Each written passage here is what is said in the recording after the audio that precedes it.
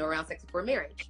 So whenever we have that blocking us, it becomes a block in our tissues, right? First, that energetic block of a thought, and then it becomes an emotion that's like, oh shit, that emotion causes our body to react and protect itself. When we protect, we get hard, right? Everybody, you armor up. And so thinking about years of non-awareness of tension in your body, or years of no, and not realizing that these no's were even doing anything to you on an energetic or physical level, and not doing anything about it.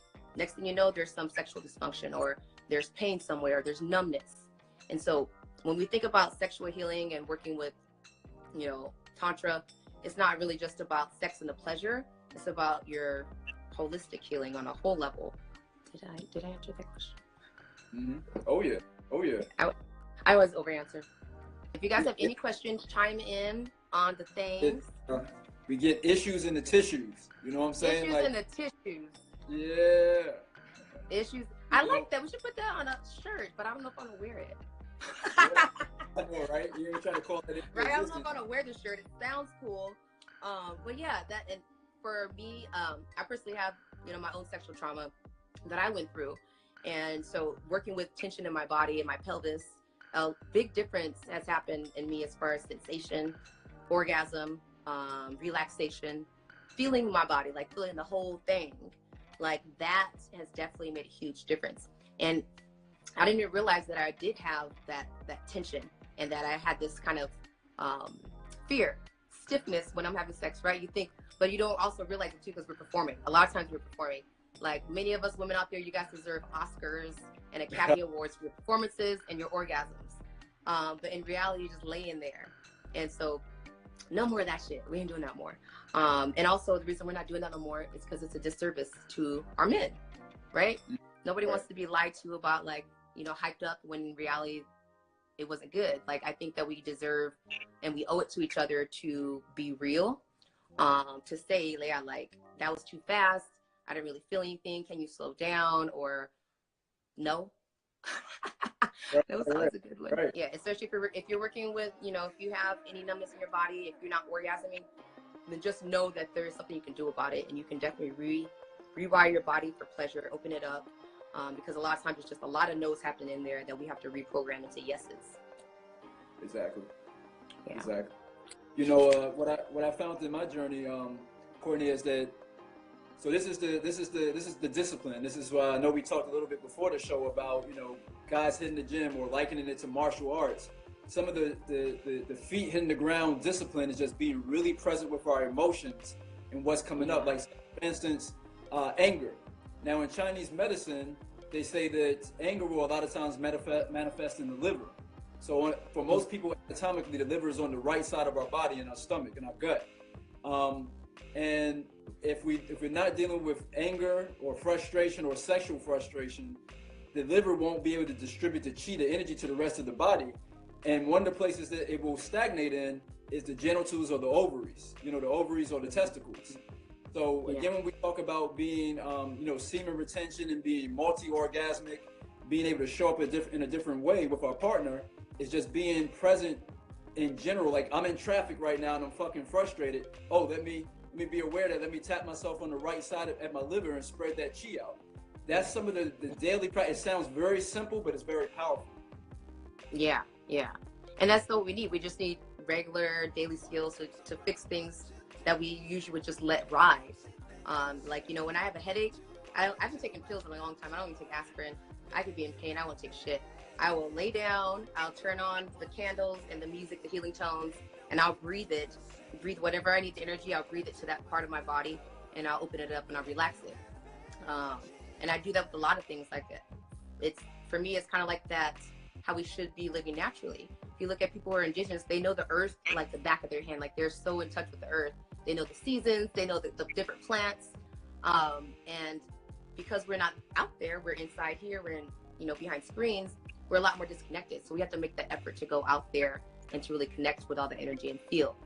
Because in the end, like, we all just want to be more human and see each other more. So we need to practice that, right? Practice it. So speaking about practicing it too, one of the things that I wanted to mention is that we do have a retreat coming up in April. That is for that. It's for people to be in a real space and actually be practicing meditation, getting to learn things like yoni massage, lingam massage, and having people around them that really support their growth. You can be messy, you can cry, you can laugh, we're going to dance.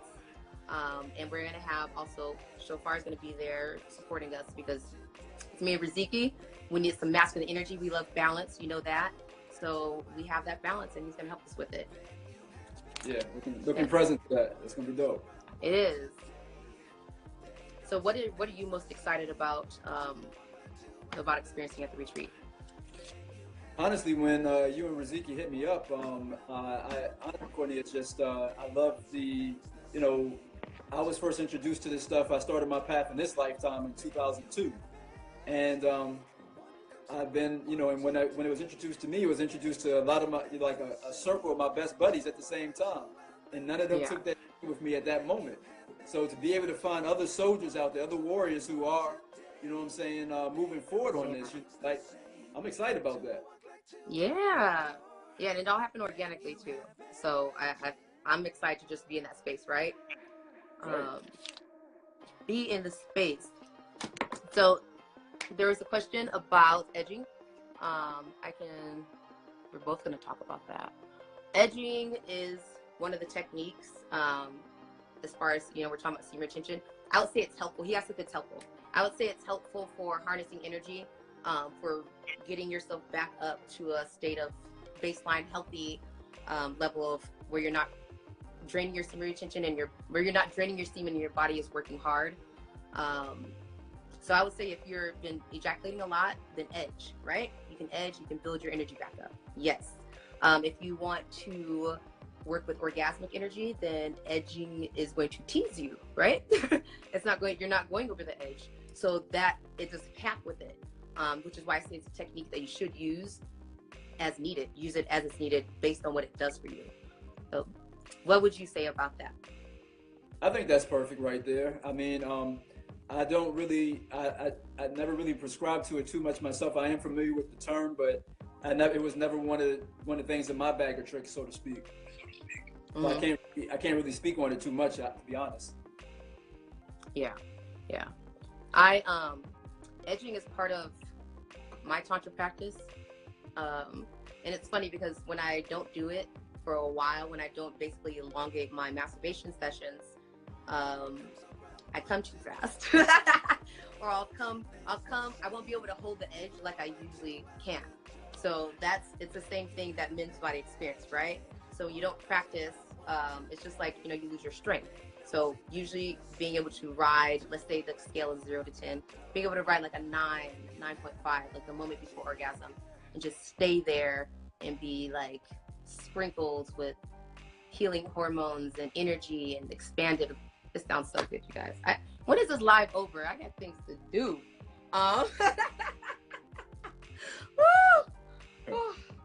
So when I do that, I do it usually when I'm working a lot on somatic healing, so releasing tension in my body and using pleasure to do that. It's a really good way to do it.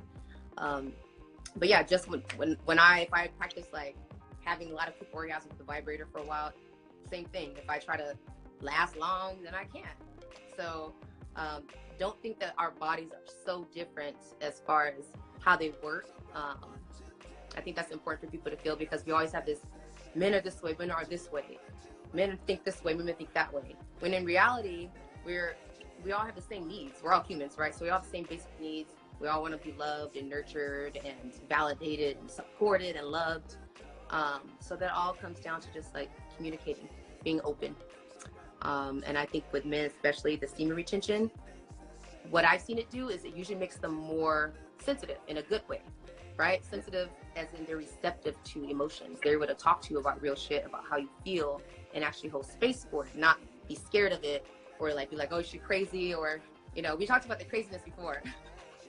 Right. I was telling Shophar earlier that somebody was saying that women are crazy, right? We had this conversation, and I had to advocate for us, you guys. I was like, you know what? I understand why a man would say women are crazy.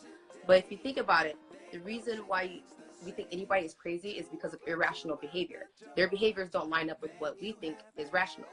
And so when women are coming at you with these emotions that you can't make sense of, you can't connect with, then it's irrational behavior to you. and we look crazy as fuck. So yeah, I get it. So we don't need to, you know, be reminded that we look crazy. We actually need you to communicate, you know, ask us what's wrong, try to connect with us on that level.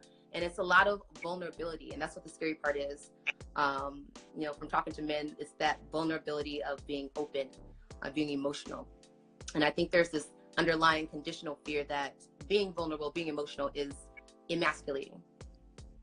Right? It's not as strong as a man, which is wrong, because in reality, women need more of that.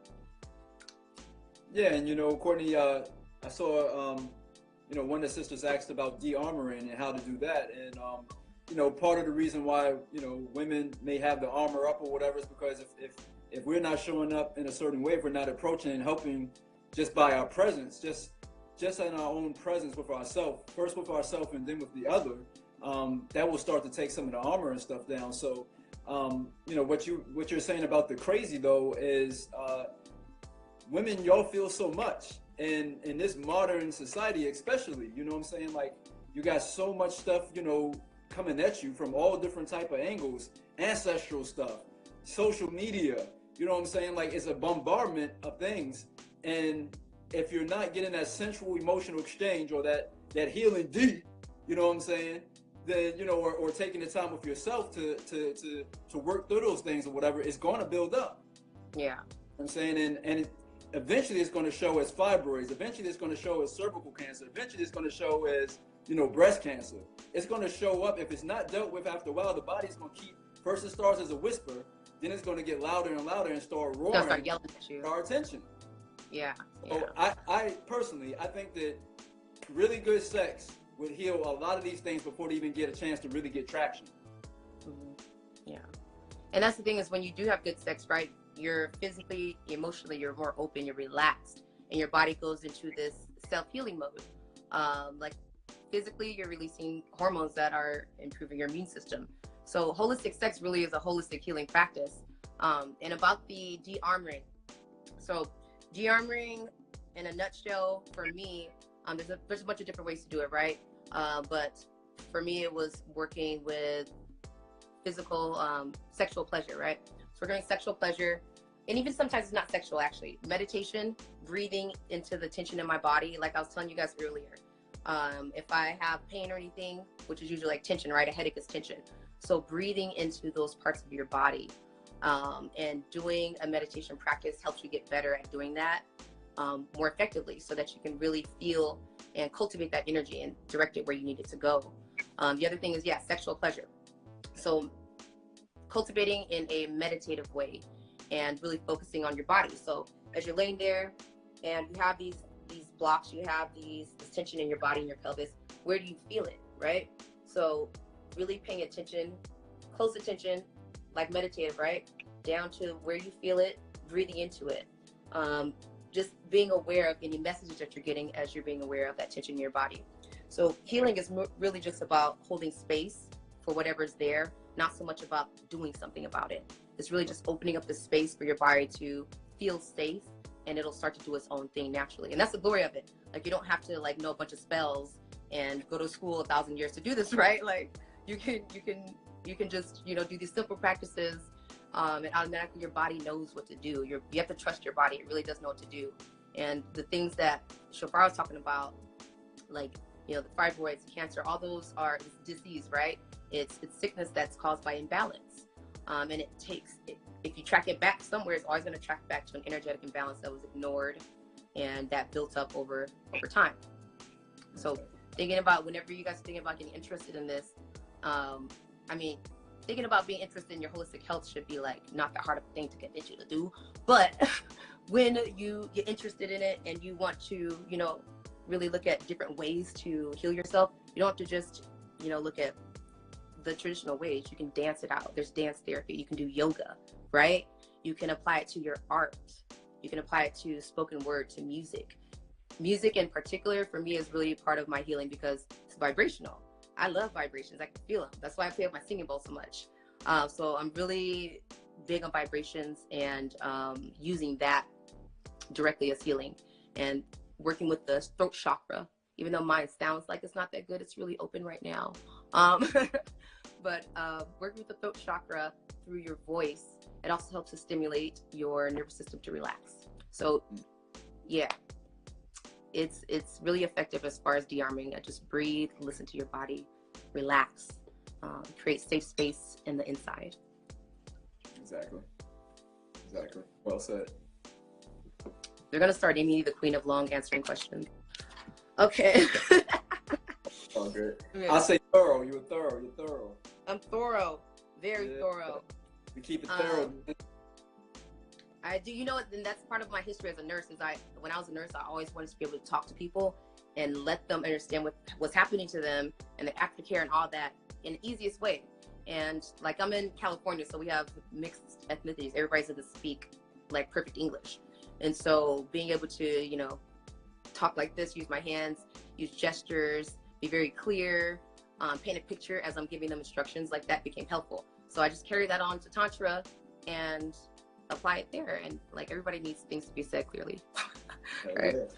You ever read a book and you have to read it like 2 times, like read the past, like, what would it say again?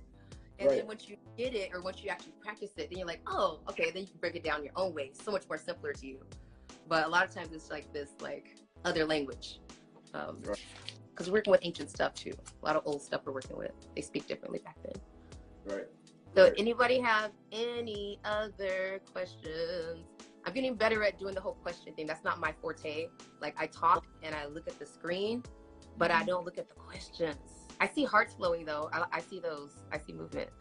I saw one brother, let me see, one brother said something about— I don't see any more questions.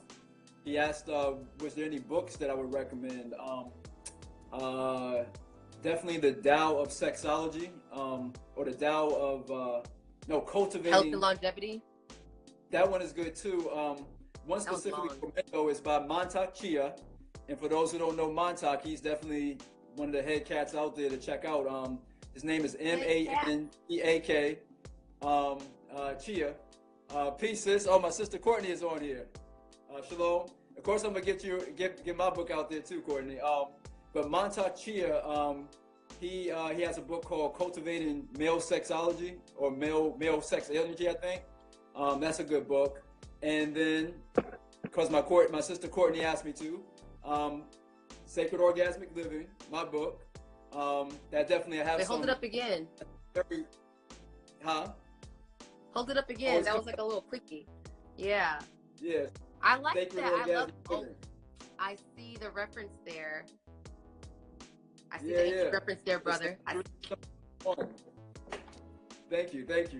Yeah, so Sacred Orgasmic Living. I tried to make it real practical and succinct, like me and Courtney are just talking about. Like, we want to make it accessible. So I try to say things very plainly about how to move the energy and things like that. And one of the things to keep in mind is that human beings are naturally tantric, especially women. Like, I've heard from one of my Tantra masters, he said that Tantra was really actually created for men.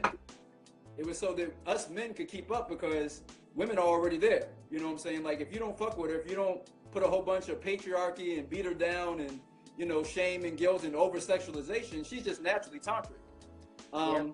And we as men, you know, and it's not shitting on men either, we bring our gifts too, but to go back to our heart space and to be more connected with nature and more holistic, that's the one of the gifts that we can get from the feminine, and she helps us bring that back into balance. So I say all that to say that those books that I mentioned will help you understand how to get the false belief systems and what movements and sounds to do to get back to alignment to nature, because you're already naturally tantra.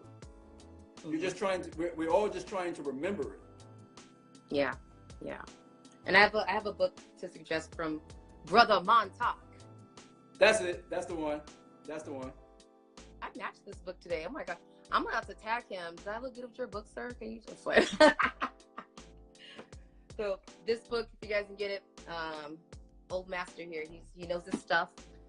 Can you hold it up, Courtney? Can you hold up again? Because on the cover of it, if y'all look on there, microcosmic orbit, huh? It's the microcosmic orbit right there. You're right there. Go down the front, up the back. Down the front, up the back. There we go. Right. This is a good book cover, actually. I was looking at that. And that's exactly what you just said about the brothers needing that feminine energy to bring to balance. That's what we're talking about, like the need for more receptivity. And that's when you practice Tantra, you do get more of that feminine energy, and it brings you into balance. Now, when I say that to men who have some blocks, they're going to say, oh no, it makes me more feminine.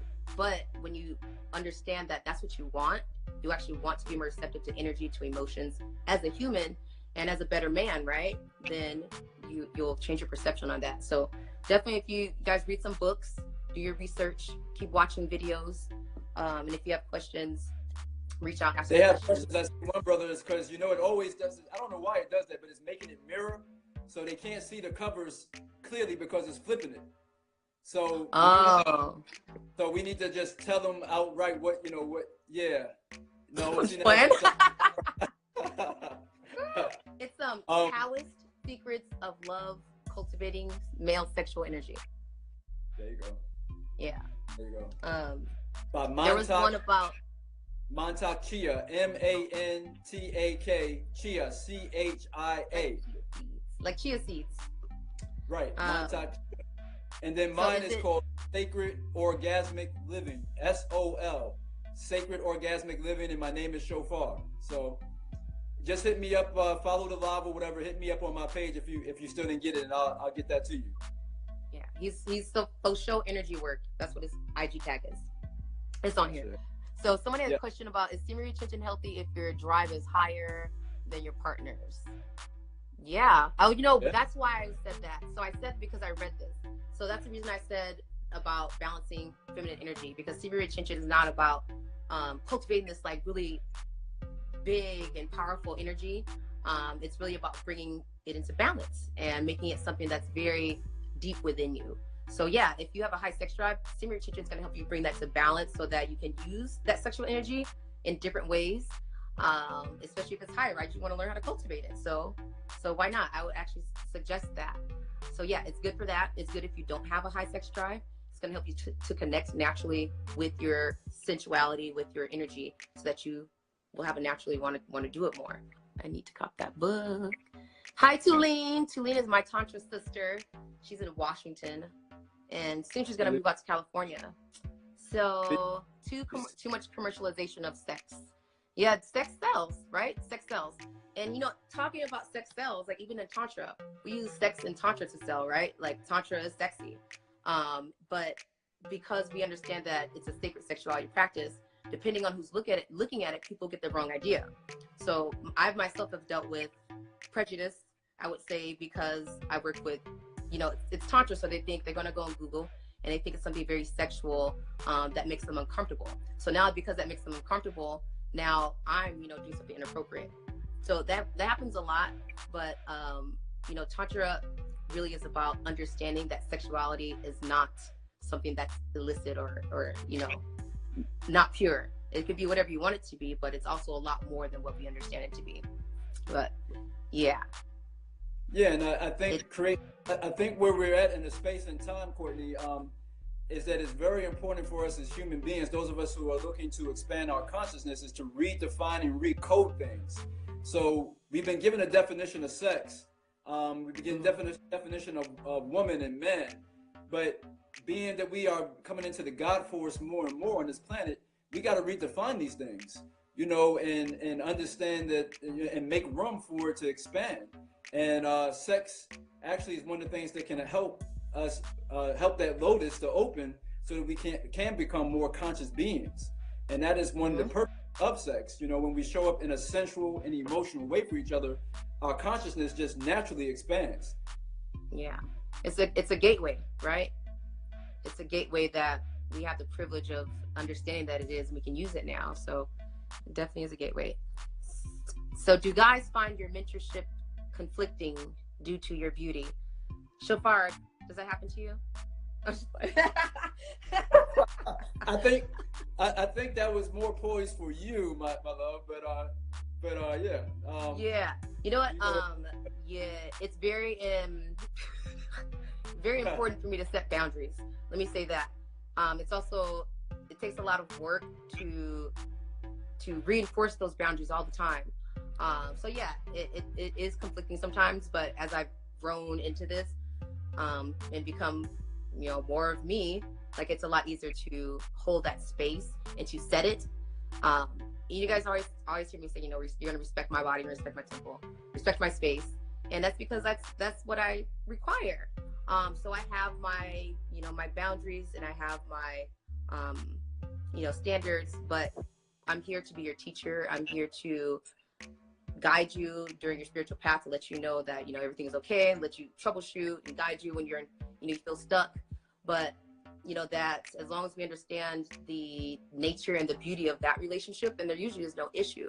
And not everybody has, you know, a problem. I have a bunch of wonderful clients who have just been wonderful students, and they've learned and they've grown, and it's beautiful. And that's what I love doing. But yeah, long answer to that question. Yeah, it's a conflict sometimes.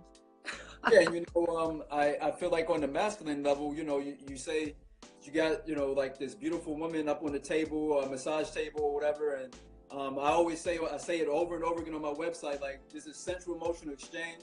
I might touch the head, the feet, the stomach, the back. I don't touch the yoni, I don't touch the breast, you know, but it still may go into orgasmic energy. But, you know, part of the work, I was introduced to this back in 2002. I didn't start doing it professionally, Courtney, until 2014.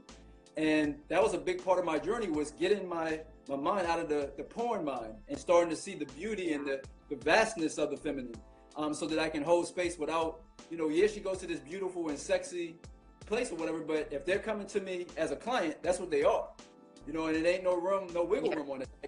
Hold that professionally or whatever. It just is what it is. Yeah. Right.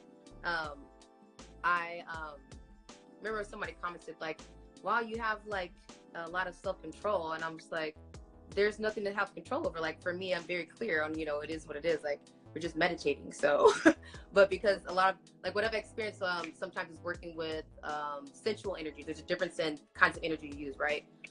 So if I'm doing something, you know, working with fire, and we're actually trying to cultivate that fire energy, then yeah, I'm going to be feeling it, because that's what I practice, that's what I want to feel. But it also is a projecting. You can feel it outwardly, even though I'm not, you know, trying to put it on you.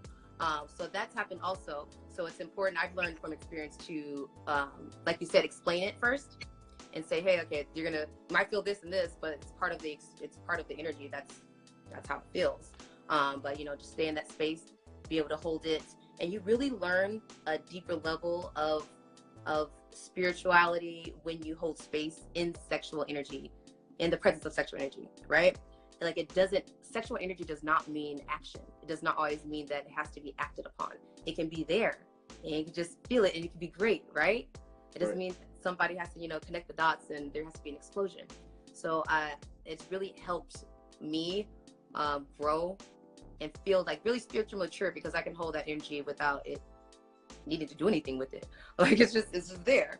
And yeah, self-control is sexy. I always say that. From a woman to a man, I think that self-control is sexy when you're having sex and you can last longer. Like, you have control over, oh, I'm not going to ejaculate, you know, on an accident. So those things for me are sexy, because it's shown that, wow, you love yourself enough to have the discipline to continue to work on to get better, right? To be the best that you want to be, and you want to be better. And I like that you like that. So that's what attracts me, is that growth spirit, the need to contribute. Yeah. Right. I like it. Yeah. All right. So you guys, any more questions before we wrap up?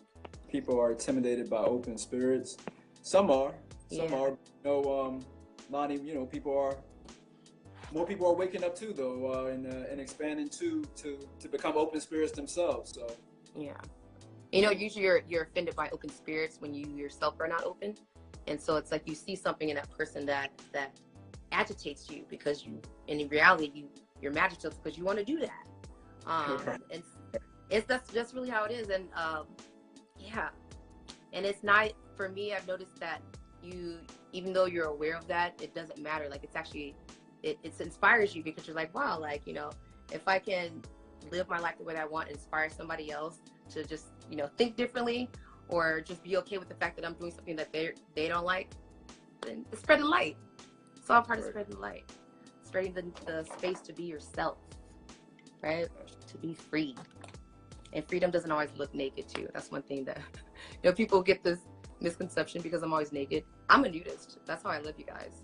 I'm wearing this dress because I'm on the camera. But for me, freedom is, yeah, being without clothes. That's how I am. I like the sun, I like heat, and I like being like some wild jungle princess out on the beach. Like, just that's how I live.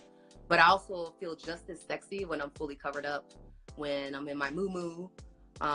And so for me, that's freedom. And the link to the retreat that we're both going to be at in April 29th through the 26th through the 29th, the link is in my bio. It's going to be in LA. So all the locals, get out there, come out the house 2019. I'm using that hashtag and everything because I really want us to come together. It's not the same when we're just doing it separate like this. I want to do it together. Right? All right. Thank you, Shophar, for joining me. It was a pleasure talking to you. It was a pleasure. I hope to come back again. We got lots of stuff we can still cover. I appreciate you. Yes, it was definitely a good talk. All right. Have a good night. All right. Peace, y'all. All right. Bye. The Tantra Revolution wave is hitting Los Angeles April 26th through the 29th. Join me and my sister Riziki Zafir from ATL for a weekend of learning, empowerment, healing, and community. Also joining us will be Shophar Graves of Faux Show Energy Work and Dwayne Mooney, author of Sacred Man. This is an all-inclusive weekend for only $500 that includes room, board, food, fun, classes, all of that. Spaces are filling up, so reserve your spot now for only $200. It's 2019, you guys, the year of intention. Hashtag get out the house. I can't wait to meet you in person. Until then, lead with love.